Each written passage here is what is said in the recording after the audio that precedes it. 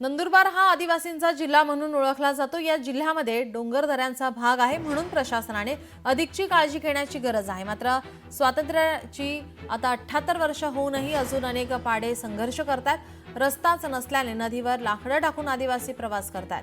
धक्कादायक म्हणजे या प्रकारामुळे आतापर्यंत 8 जणांचा बळी गेलाय।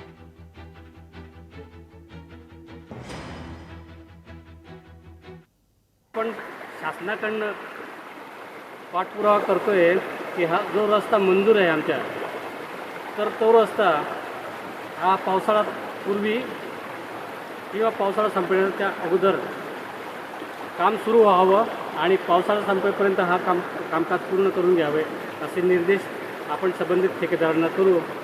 ठेकेदार एजन्सी फिक्स झाल्यावरती हे काम मार्गी लावू।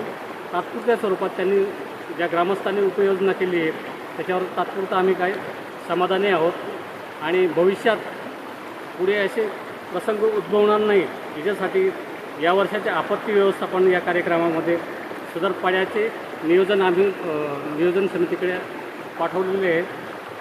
त्याच्यावरती अजून काय निर्णय झालेला नाही, पण येणाऱ्या भविष्यात किंवा येणाऱ्या सभेमध्ये साधारणतः सदर विषय चर्चेला येईल, त्याच्यावर ठोस उपाययोजना करण्यात येईल।